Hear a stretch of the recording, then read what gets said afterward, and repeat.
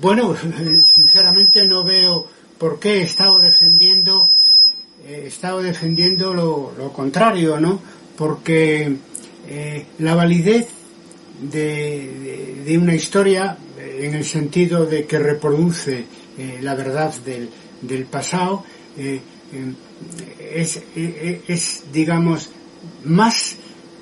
es más coherente con una historia global que con la historia parcial, fragmentada, que estamos practicando desde prácticamente el origen de nuestra disciplina.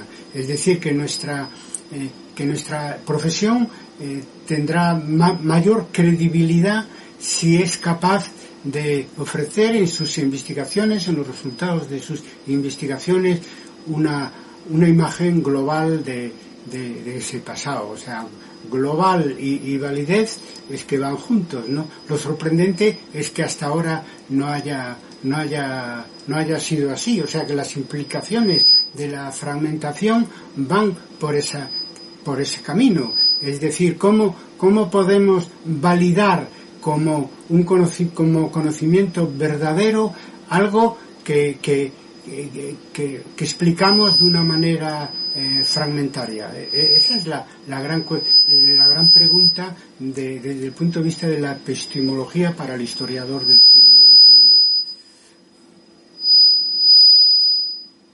Gracias, doctor. Continúo. Lo global también refiere al objeto de estudio más abarcativo, más amplio. Bueno, yo he explicado que lo global afecta al objeto de estudio por dos vías, ¿no? Por una vía, por la vía del ámbito del espacial, del objeto que investigamos, y por el otro, y por otra vía, por la vía de que antes llamábamos de historia total, de ofrecer una idea de conjunto donde entren todos los aspectos, no solo uno, de ese pasado que queremos estudiar, ¿no? Por lo tanto, en ese sentido me parece claro, ¿no? lo que estamos defendiendo, ¿no? Es decir, lo global se acerca más al pasado que queremos reconstruir que la historia parcial, porque si hablamos de historia global podemos hablar de historia parcial, que es la que venimos practicando hasta ahora en mayor o menor medida, a veces de una manera muy despreocupada, porque si uno solamente hace una historia desde el punto de vista económico, llega a una serie de conclusiones, pues es que no se pregunta cómo los factores de mentalidad o políticos o de relación con el territorio pueden tener en sus conclusiones como historiador de la economía. Bueno, algunos lo hacen, ¿no? Y es lo que debe hacerse, pero por ahí es por donde hay que avanzar, tener en cuenta todos estos factores para ser eficaces en el objetivo que nos planteamos, ¿no? Es decir, el pasado histórico no se puede entender solo por la economía, o solo por la mentalidad, o solo por la política, claro, o solo a través del medio natural o a cualquier otro enfoque parcial que nos imaginemos. Hay que combinar todos esos factores, no todos en todos los casos, pero sí en cada caso concreto hay que ver qué tipo de combinación de temas y de enfoques puede ser más válido para sacar unas conclusiones de tipo global que merezcan la pena y que no sea una construcción puramente teórica, sino aproximaciones de tipo global que tengan una consistencia empírica, que es de lo que se trata, ¿no?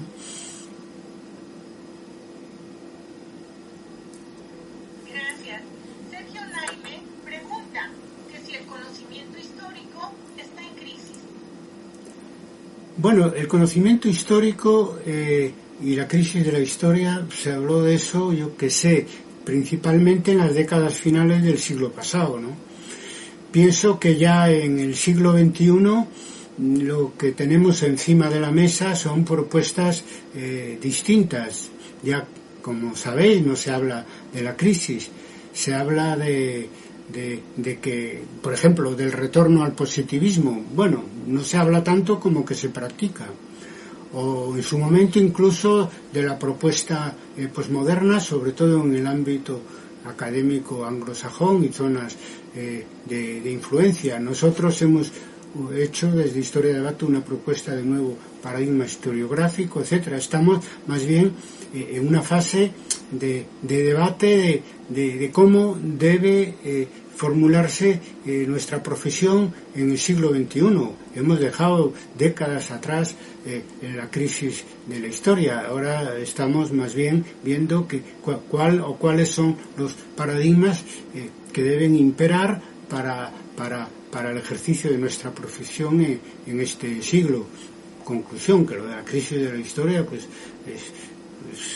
de la que se hablaba hace varias décadas se ha quedado muy atrás, no refleja el momento que está viviendo no solamente nuestra disciplina, sino también el mundo, porque en el mundo ya eso que se habló del final de la historia, de la crisis después de la caída del muro de Berlín, ya ha quedado también muy atrás, décadas atrás, porque ahora lo que se debate a veces de una manera muy cruda es qué tipo de mundo queremos para este siglo, o dicho de otra manera, qué tipo de globalización queremos para este siglo.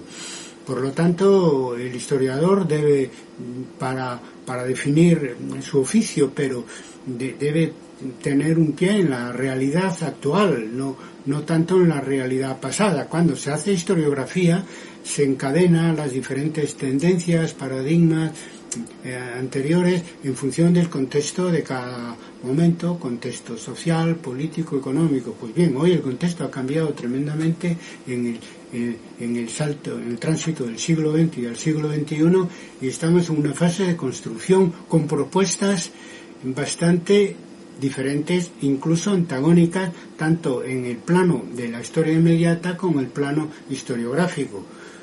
Bien, hoy en día ya es residual eso del posmodernismo aplicado a la historiografía, pero lo que nos proponían los más radicales era volver a la literatura. Después, por otro lado, se avanzó y aún se avanza más en la práctica que en la teoría, en volver a von Ranke y al positivismo. No, estamos viviendo en este momento importantes debates para ver cómo va a ser la historia inmediata y la historia que se escribe, porque ambas cuestiones están bastante relacionadas. Estamos en la fase, digamos, de propuesta, ya no en aquella fase original de decir, bueno,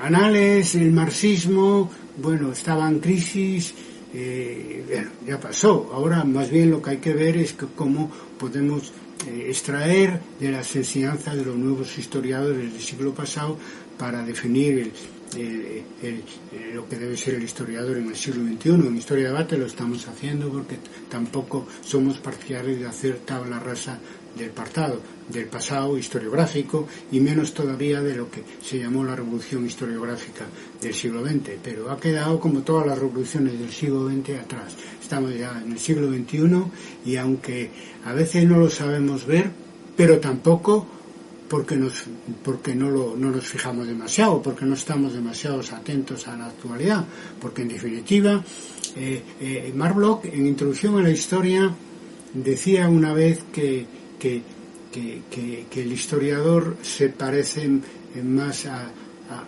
su tiempo que a sus padres, ¿no? Es decir, con esa sensibilidad que la Escuela de Anales y sobre todo sus fundadores tenían para captar la relación del presente que ellos vivían y de la nueva historia que quería construir. Ahora tenemos otro presente y otra nueva historia, en fin, que estamos construyendo, y no debemos, digamos, eludir esa responsabilidad,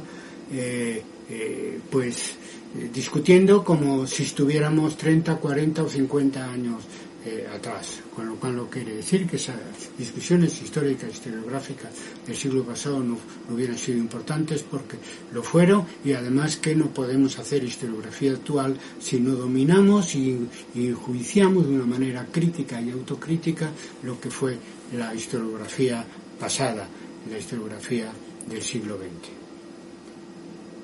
Excelentes reflexiones, doctor, y seguramente satisfacción para las personas que lo están escuchando.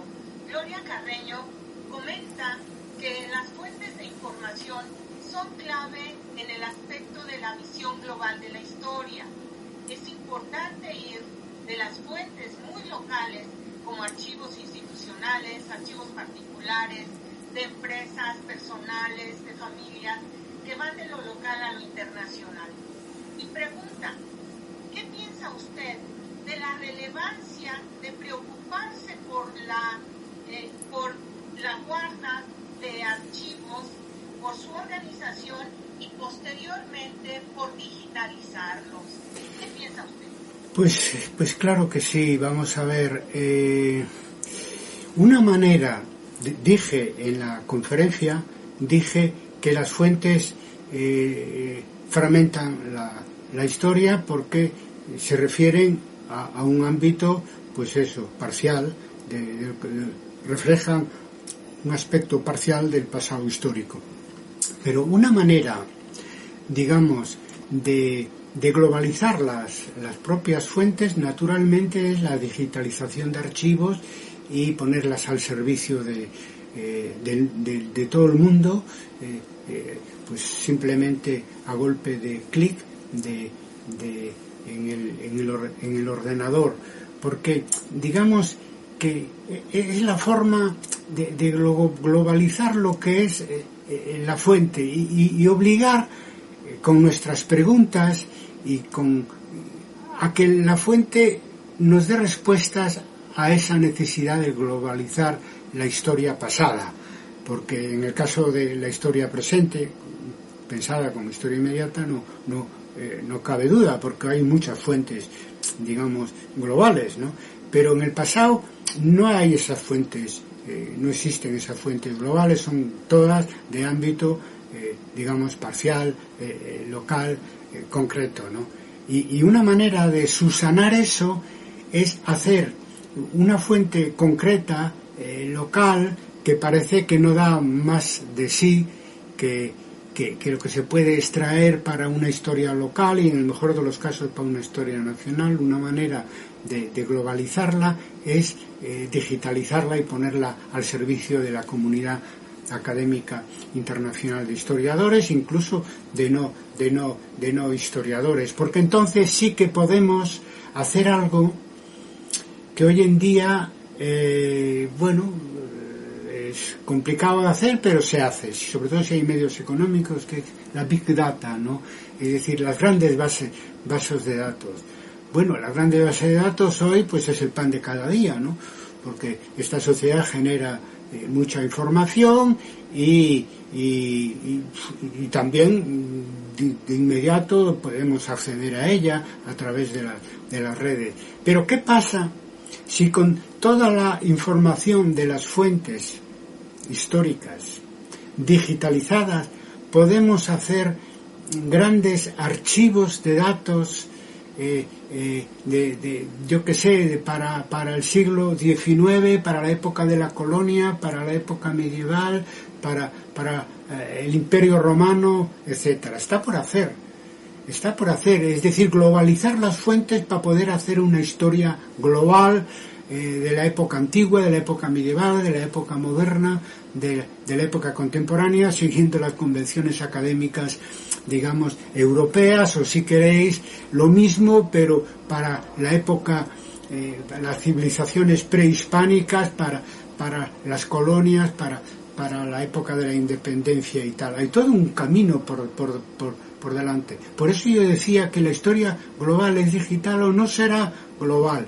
Y me olvidé decir, y surge ahora gracias a vuestras preguntas, que una de las aportaciones que puede dar la historia digital es la construcción de grandes bases de datos de acceso universal que puedan permitir una historia cuantitativa y cualitativa de grandes dimensiones. Yo soy medievalista, como sabéis, y todavía me pregunto lo poco que sabemos de la civilización del occidente medieval, lo poco que sabemos.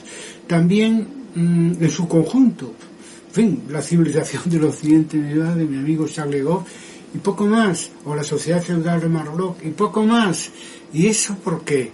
Pues que las fuentes es que son muy limitadas. Con fuentes locales exclusivamente es complicado hacer historia global. Ahora, si hacemos una base de datos, en parte yo conocí que eso ya estaba cuando yo iba a la Escuela de Autoestudios en París, avanzado para el tema de las imágenes medievales, pero si se hace en general para imágenes, para documentos, para todo lo que es fuente histórica, restos arqueológicos, etc., grandes bases de datos, por ejemplo, de todo el occidente medieval, se puede hacer una historia global del occidente medieval, igual que de la colonización de América o de las luchas por la independencia de las naciones latinoamericanas. Por lo tanto, muchas gracias por la pregunta, porque me han permitido reflexionar en esa dirección.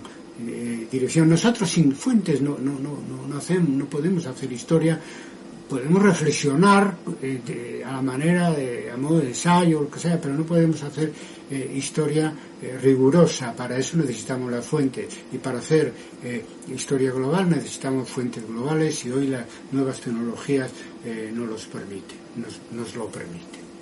Claro, y en ese sentido la participación de Blanca Garza es muy pertinente, porque ella nos dice que independientemente de esto y de la pandemia que estamos viviendo, el acceso a la información primaria aún no está abierta para todos y su manejo es muy complicado.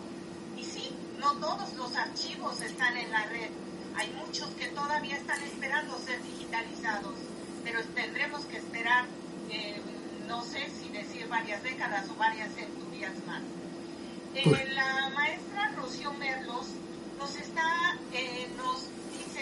que es muy interesante el cómo aborda usted la relación pasado-presente. Hay varios agradecimientos por esta exposición tan brillante, entre ellos el de Janet León. Finalmente, Ana Lira nos está preguntando si es posible una historia global no hegemónica. Nos pregunta ello y lo dejo a su criterio, doctor, si la última pregunta la responde de viva voz o en el chat. Nos pregunta finalmente Alejandro Pérez de Paz si puede recomendar algunos estudios sobre historia global. Por favor. Bien, la digitalización de archivos, sobre lo que insistía Georgina, realmente es pavoroso, porque lo que está pasando, es decir, pero ahí en América, igual en Europa, cualquier gran biblioteca nacional o archivo nacional que os podéis imaginar, si preguntáis, la parte digitalizada es mínima, y efectivamente o hay un golpe de timón por parte de las instituciones públicas, o nos puede pasar este siglo por encima nuestra sin que hayamos resuelto el problema de la digitalización de los grandes archivos, y por lo tanto de la posibilidad de una historia realmente global. La relación pasado-presente, en fin, ya yo me he referido a eso en conferencias y trabajos sobre historia inmediata, ya algunos ya lo conocéis, pero solo decir dos cosas, ¿no? Primero, que la Escuela de Anales planteaba la relación de pasado-presente así, que hay que hacer preguntas desde el presente al pasado, incluso una historia mirada hacia atrás, como de hoy al pasado, regresiva, como decía Marlowe, etcétera. El marxismo aportó esa idea de que el pasado no solo se debe preocupar del presente para establecer una relación genealógica, sino además del futuro para para conseguir un futuro mejor a la humanidad, porque claro, tenemos un compromiso con la sociedad, digamos, que financia nuestras investigaciones y nuestras universidades, y aparte de que de eso es un compromiso moral por contribuir, como todos los académicos, a que la gente sea más feliz y viva mejor. Pero yo creo que lo nuevo es saber, es hacer del presente un objeto de investigación de los historiadores. Es decir, el viejo positivismo defendía ese mito de que tienen que pasar 50 años para que el historiador pueda con imparcialidad, digamos, abordar un hecho histórico. Lo de la objetividad del historiador y la profesionalidad depende más de uno que de los años que pasen, ¿no? Porque todavía hay polémicas de hace mucho tiempo que están filtradas por la opinión del historiador, a veces no solo la opinión profesional, sino incluso la opinión política. No, ese no es el tema. El tema es que hay que investigar el presente en sí mismo desde el punto de vista del historiador, que no es el mismo que el sociólogo, el politólogo o el periodista, desde el punto de vista del historiador, porque nosotros somos los que tenemos capacidad no solo para enlazar el pasado y el presente, sino también para enlazar el pasado, el presente y el futuro. Y cuando los futuros que se nos presentan son diversos, incluso antagónicos, nosotros podemos opinar desde el punto de vista de la evolución temporal, cuál sería, digamos, ese futuro que puede ser no solo más deseable desde el punto de vista ético, algo que como ciudadanos obviamente tenemos que hacer, sino también más factible desde el punto de vista de la experiencia acumulada por el paso del tiempo que el historiador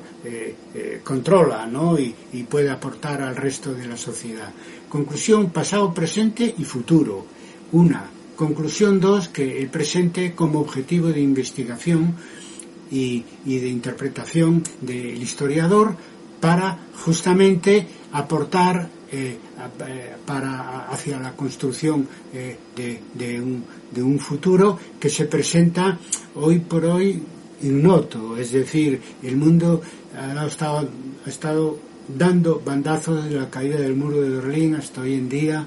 Nadie podía pensar cosas como la de Trump en Estados Unidos, o más recientemente la gran pandemia que todavía estamos sufriendo. Entonces, ante una situación, digamos, con tantos interrogantes y con tantos peligros, es muy importante que los científicos sociales aportemos.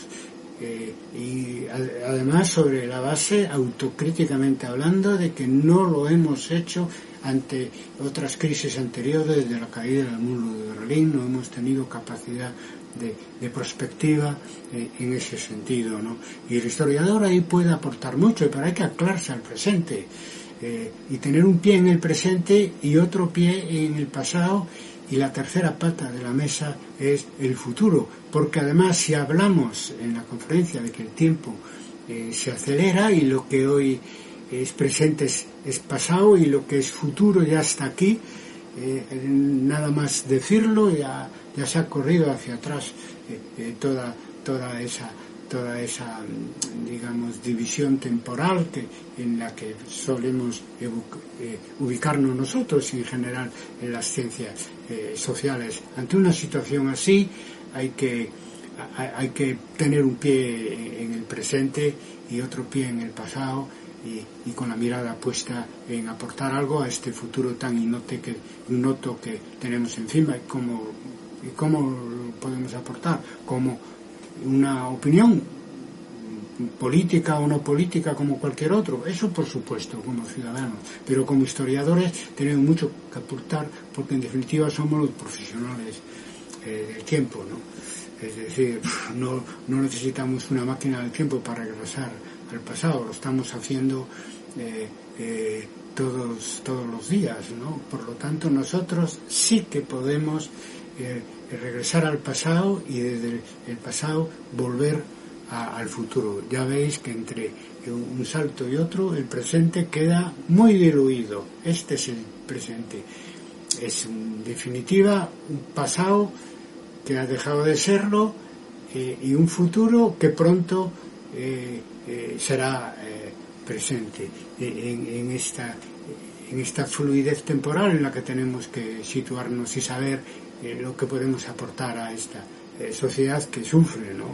Como ahora con el tema de la pandemia y otros momentos de sufrimiento global que hemos vivido anteriormente. Podemos aportar una visión temporal, una perspectiva temporal, con lo cual hay que dedicar parte de nuestras investigaciones a estudiar este presente móvil que estamos viviendo y dar categoría, que nosotros nos hemos esforzado mucho y nos seguimos esforzando en dar categoría académica a ese concepto de historia inmediata, que mientras sea estudiar el presente que estamos viviendo, pues nos da igual que se llame inmediata, reciente, actual, tiempo presente o lo que sea, pero que sea no una prolongación de la historia contemporánea, sino que sea el análisis del tiempo que estamos viviendo justamente desde el punto de vista de la historia, lo cual, como veis, o al menos yo lo he intentado ofrecer hoy aquí, también nos ayuda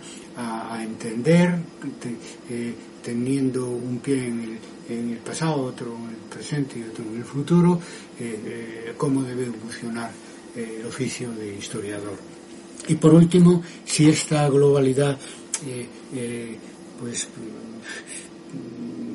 puede ser hegemónica, la historia global puede ser hegemónica.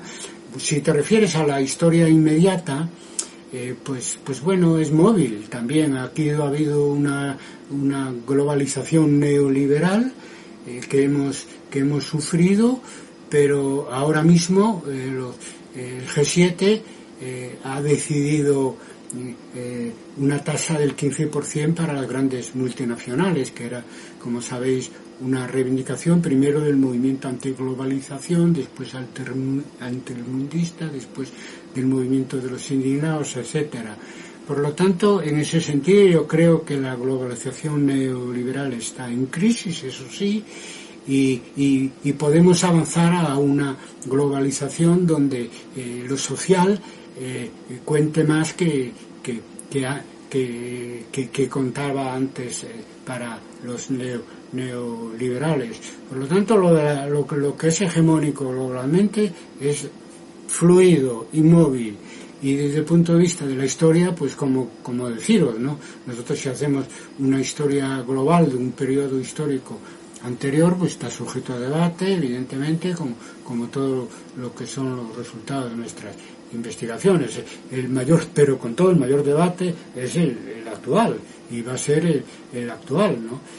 Por eso yo siempre acabo mis conferencias y mis intervenciones diciendo, con esto queremos aportar a que los cambios radicales que está sufriendo esta sociedad naciente en este nuevo siglo, queremos aportar que no vayan en la peor dirección, sino que vayan en la mejor dirección, haciendo gala de algo que se llama la idea del progreso, que a veces uno piensa que es la idea política de uno de otro. No, la idea del progreso, que viene de la Ilustración, fundamenta el origen de las ciencias sociales, y dentro de las ciencias sociales de la propia historia como ciencia humana, ¿no? O sea que no es poca cosa de lo que estamos hablando.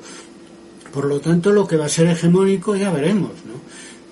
De momento era el neoliberalismo en el momento presente, y a partir de aquí se está fortaleciendo el estado de bienestar y la intervención del Estado, de tal manera que si Keynes levantara la cabeza, es que no solo podía creer, y que si eso además lo está promoviendo el G7, el Fondo Monetario Internacional y la OECD, ¿qué queréis que os diga? Lo que pasa es que a veces los sujetos históricos no tienen dificultad para valorar los éxitos que consiguen, pero estamos viviendo cosas muy notables en cuanto al cambio, a los cambios sociales, políticos e institucionales, ¿no? Nosotros, antes ya de que viniera este cambio como consecuencia de la pandemia, ya proponíamos un trabajo mío una conferencia que se publicó en papel y está en vídeo y en audio para un congreso en San Petersburgo, donde hablaba de los fines de la historia, que yo no me podía imaginar, porque en aquel momento pensábamos que el mercado global, lo decía desde el punto de vista historiográfico, que nace ya en el siglo XVI con la economía mundo, etcétera, que todo eso que parecía infinito, es decir, perenne, y nadie podía imaginar cómo ahora nos hemos pasado de eso a medidas como la del G7 con el 15% para las multinacionales, que van en la línea de lo que yo ya proponía en ese momento, y es la necesidad de un gobierno mundial democrático. Pero bueno, eso es, pues eso, ya entrar en el terreno de la historia inmediata, que obviamente es global, porque en el mundo de hoy todo es global, ¿no?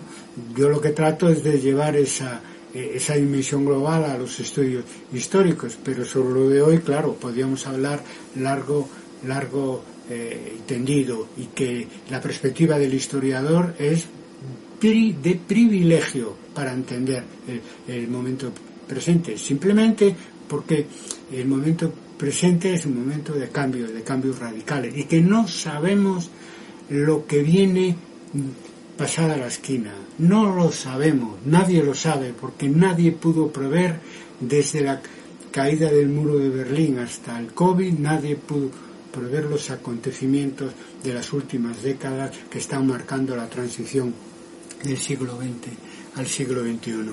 Por lo tanto, estamos en la batalla, ¿no? En la batalla historiográfica y en la batalla porque la gente, la sociedad, pues resulte beneficiada de todos estos cambios que están sucediendo, y que la idea del progreso se transforme en una idea de progreso global, lo cual, y es, insisto, otro tema que tiene que ver con la historia inmediata. Estamos todavía lejos. Fijaros lo que está pasando con la vacunación. Estamos ya en algunos países occidentales, pues un 50 o más por ciento mínimo de vacunación, pero es que hay países en África, en Asia, incluso en zonas de América Latina, que hasta el año 23, 24 o 25 no van a tener a su población vacunada. Están pasando cosas serias en el mundo. Entonces, los pasos en la buena dirección que están dando en este momento las grandes instituciones, que nos han mal gobernado hasta ahora, porque además nos han gobernado de tapadillo, nadie se los eligió democráticamente, pues se quedan, pues es como la digitalización, los archivos, pues que nos sabe a poco. El mundo, para llegar a cierto grado de igualdad entre los territorios y las clases sociales, y las razas y los géneros, etcétera, tiene mucho camino por recorrer.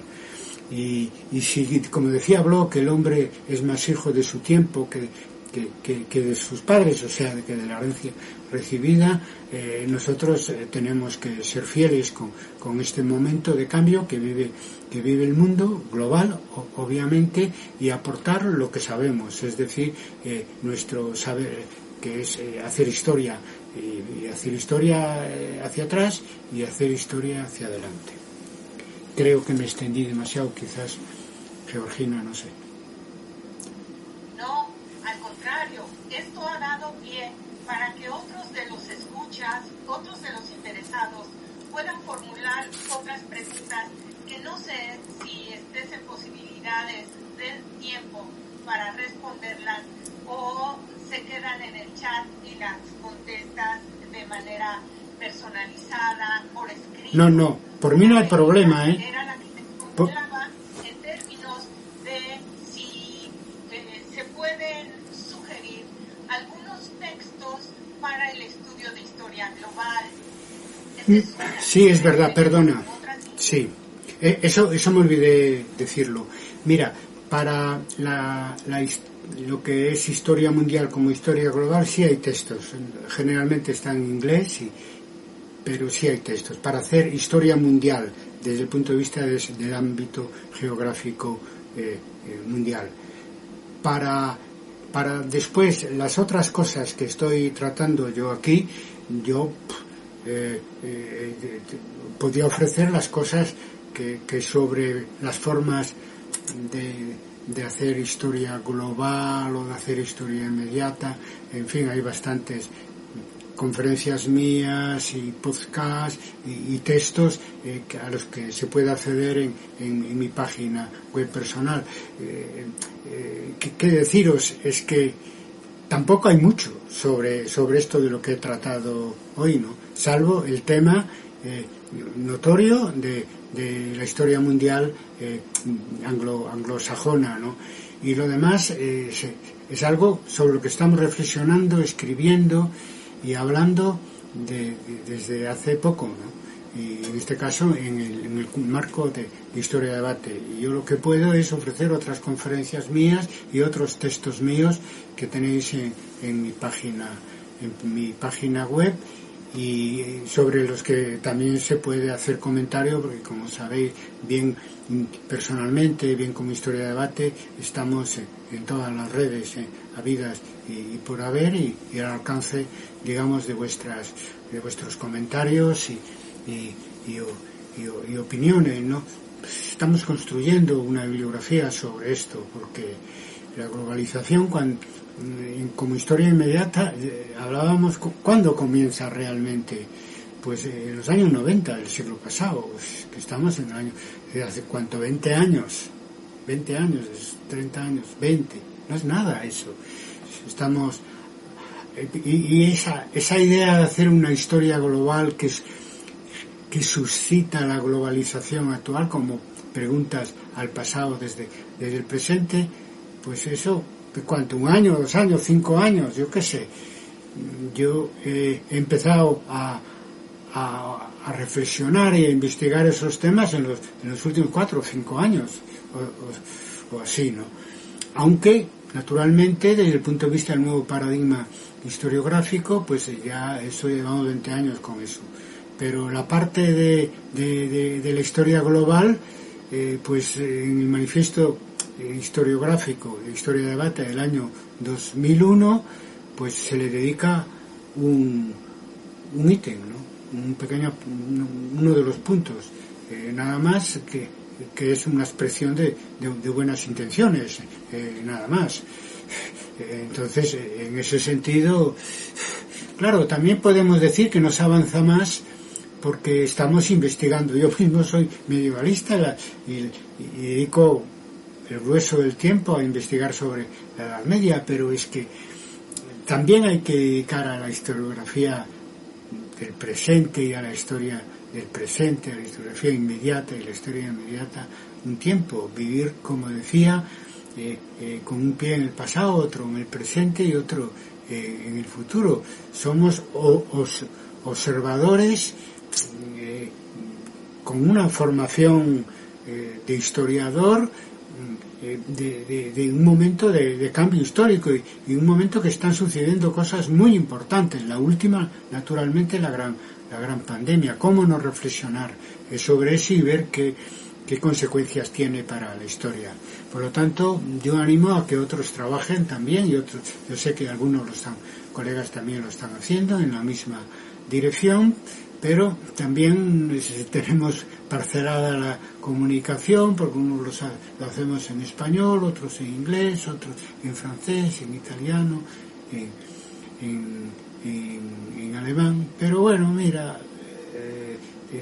el sistema de traducción de Google y otros ya permite una traducción automática un nivel bastante aceptable para leernos entre nosotros, pero también en eso estamos muy parcelados. Si en algo estamos parcelados es geográficamente, ¿no? Y por áreas culturales, ¿no? Entonces queda mucho para avanzar, pues todo el siglo que tenemos por delante, ¿no? Para quien lo vive, o hasta donde Clio nos deje vivirlo. Sí, últimas preguntas del estribo. La maestra Rocío Merlos pregunta: ¿cómo resolver las brechas económicas y tecnológicas para resolver la globalización de las fuentes? ¿Y hasta dónde los estados asumirán el reto de invertir en la digitalización de los archivos de sus instituciones? Es que ese es un problema político-cultural serio. Y yo, como ya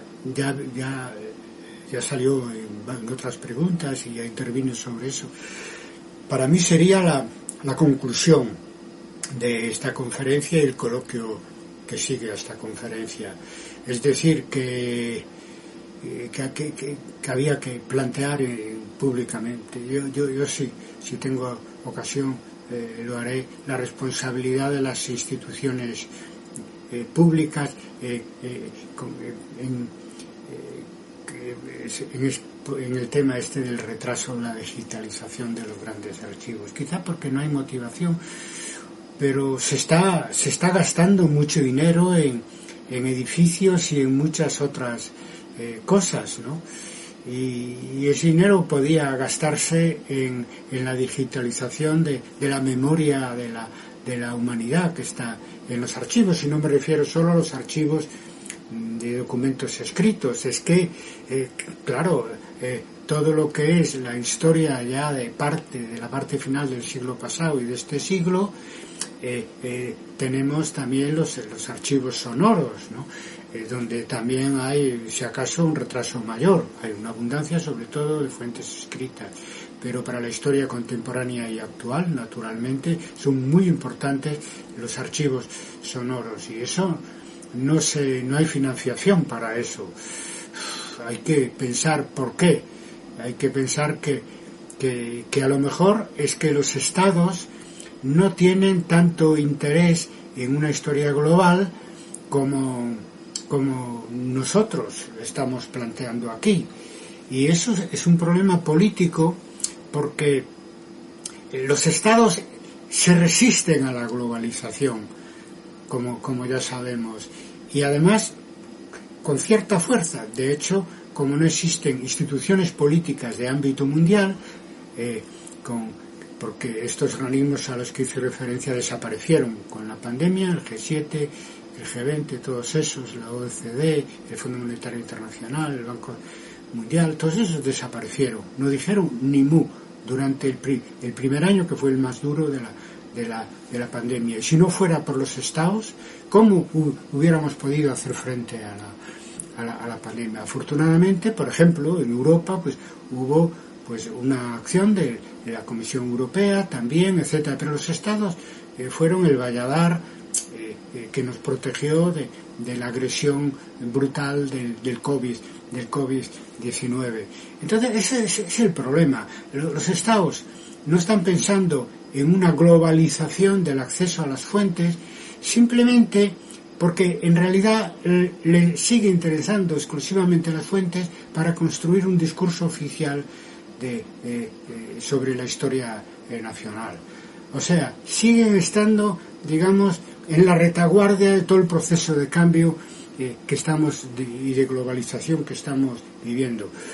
Por lo tanto, si no ven claro la necesidad de una política democrática global, es decir, de un gobierno mundial democrático, de una constitución mundial democrática, etcétera, y de unas elecciones mundiales democráticas, ¿cómo menos van a ver claro la necesidad de una digitalización de las fuentes con acceso universal desde cualquier país del mundo que pueda permitir una historia global, no solamente del presente, sino del pasado, incluso del pasado más remoto? O sea que le estamos echando la culpa a los estados, que la tienen completamente, pero los propios estados entienden lo que está pasando en el mundo de una manera muy limitada. Están arrastrados por los acontecimientos, como todas las instituciones, sin distinción de ideología. Por ejemplo, propuestas de alternativa global ya de tipo político, ¿no? Como hablaba de un gobierno mundial democrático.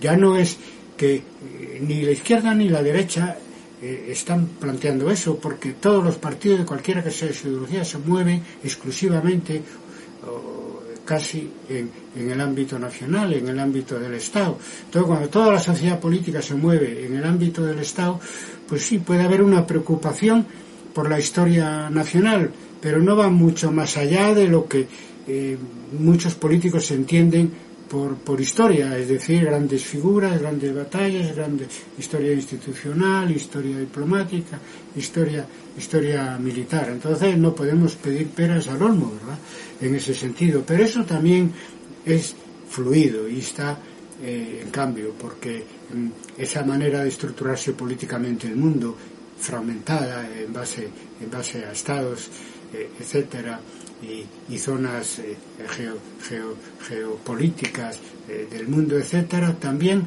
de alguna manera irá retrocediendo a lo largo del siglo, entre otros motivos, porque todos estamos viendo las dificultades de enfrentar amenazas de tipo climático o epidémico o efecto o ecológico, etcétera, con la estructura política actual que tiene el mundo, parcelada en estados que a veces se ponen de acuerdo y otras veces la mayor parte no están de acuerdo. Por lo tanto, en la medida que avance la buena globalización democrática, política, social, debe avanzar también pues algo tan prosaico para nosotros, pero tan importante, desde luego para nosotros seguro, pero también para el mundo, como es la globalización de las fuentes escritas que están en los archivos y la creación de grandes bases de datos de fuentes sonoras para tener material con el que trabajar para entender mejor la historia del siglo XX y del siglo XXI. Muchísimas gracias. Saludos desde Tunja, Colombia, por parte de Javier Hernández. Y las reflexiones sin acciones se quedan solamente en el aire. Reflexiono, pero no acciono. Caridad, Mónica de la Caridad García Salgado, nos está dando el punto final de esta gran conferencia y de este ciclo de conferencias. Desde la Universidad de Oriente en Cuba, ella dice que se va a incluir todo esto que se ha dialogado dentro de la Escuela de Historia de su universidad. Hoy, 9 de julio del año 2021, nos queda el reto de escribir la historia